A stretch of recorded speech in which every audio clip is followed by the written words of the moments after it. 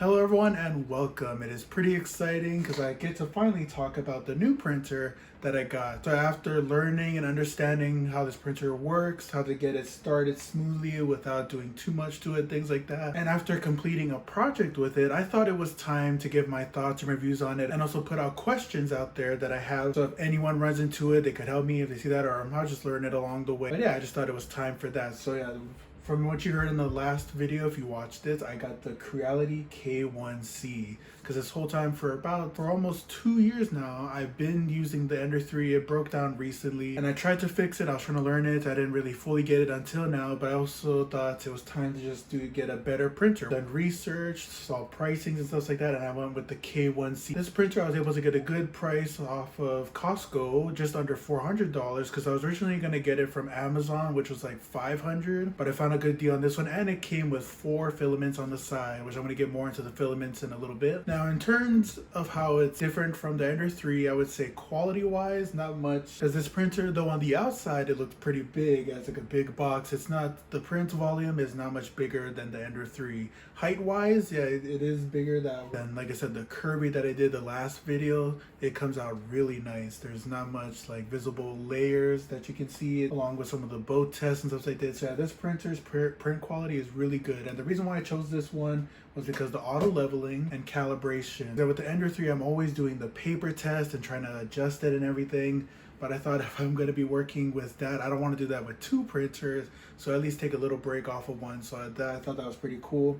Another thing was the camera. It comes in with a built-in camera that captures everything, and the quality for that was really good too. You can see some videos here, and also the Creality Cloud app that it comes with, that it connected, because it connects to the Wi-Fi and everything, so I thought that was really good. There's just a wide range of models on there that you can use from, because the whole time I use thingiverse, so now with the Creality Cloud I have a more variety of things to choose from, places to look for things that I'm trying to 3D print. So now I want to talk about the filaments. So the 4 filaments it came with was called Hyper PLA. I didn't really know much about that. I only knew about the PETG, that it's stronger in layers, TPU, and then the regular PLA. I never heard of Hyper PLA before. Regularly starting this printer off without adjusting anything, adding stuff to it to make it better, Hyper PLA runs really well with this. Another thing though, for all the filaments, when it comes to something big in the center and something small on the side, so most of the time the small stuffs on the side would mess up, break off, and then you have a bunch of stringing, but it will continue the big stuff, so that's pretty good. It still prints even though one part got messed up. So I would say in the center for small stuffs, it works really well, but I'm still learning, so I'm trying to figure out how to make it to where it can just do. All right everyone, so just an update. I was able to figure it out. I got it working with the generic PLA. So it turns out I have to make it go faster, and that I shouldn't be afraid to do that because this thing is built to do that. So I have to do faster, higher temperature, and then it would start going out pretty good. So yeah, it came out pretty good. Even with the supports breaking, this thing came out. It's almost done. Only got like 2% more left to go on top of this. So yeah, and I'll show you guys a little bit of what it looks like. But yeah, so that came out pretty good. All right, everyone. So there it is. I did Flexi Rex is what it's called, a flexible T-Rex here. And you can see that it's massive compared to my hand and everything. And when I took this off, the head fell off, so I had to glue that on. So sadly, it's not as flexible as the other stuff. This part right here actually has the same problem as the head. Like the part on the inside did not fully print well together, so it fell off. But luckily I was able to save the piece on this one and just glue it back on inside, because like I just let it sit in there. I put glue on the ends and then I stick this on, and now I can pretty much move again without falling off. That's what I went for. I thought it came out as good as it looked, or as it looks right now, but yeah, I just had a little hiccups. But yeah, here it is. It's massive. Still pretty good, like I said, the rest of the body. So yeah, there you have it. All right, everyone, here's another print to just show of what this made. Yeah, obviously you can see here what it is already. The meme that's kind of been going around right there. So this is also just for my brother, because he's been into it. Found out they had a little toy buddy for it. So there you go. As you can see, it kind of is like in a sitting position. You can put it at the edge of stuff, things like that.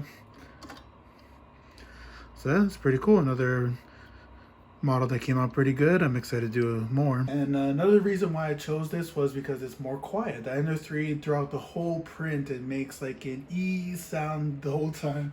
This one, it is quiet until the fan comes on. And when the fan runs, that does get a little loud. It comes with the cover. I don't really use it. They mostly say like you don't need to put it on for like the regular PLA and stuff like that. But yeah, with it on, it does keep it pretty quiet, so that's pretty cool. But yeah, when first getting this printer, it was a little scary because yeah, like I said, on the outside, it's a little bigger.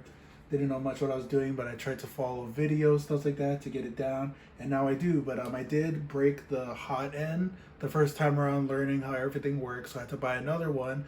I was able to replacing it was actually pretty easy, not too bad. I got everything replaced and it started working again just fine. Print save. So just say I printed a model like halfway because yeah, when I was working on this printer, I broke it and I got it fixed. It was 2 days before I was going on a trip and I wanted to start a 3-day print.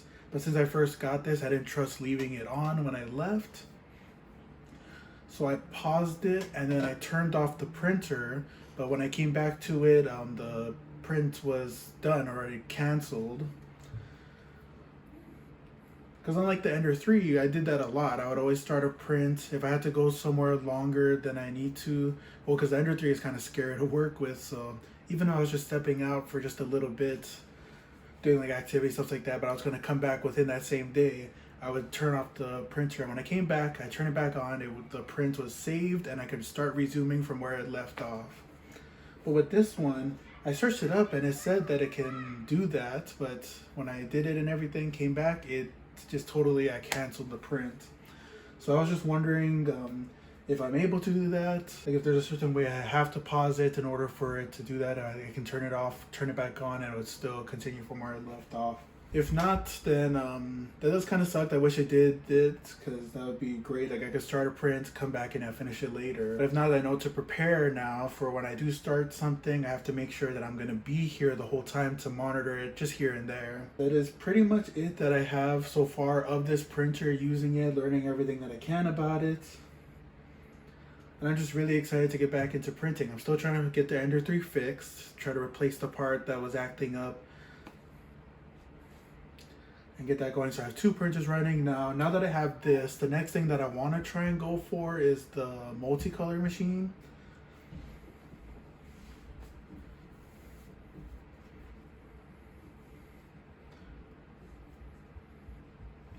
That and also a resin 3D printer. I think I don't want to get that just yet though. But the next thing is to do multicolor so that I don't have to paint all the time. But yeah, that is basically it for today's video. Hope you guys did enjoy it. If you did, don't forget to like, subscribe, click the bell to be notified for more videos. Until the next time, peace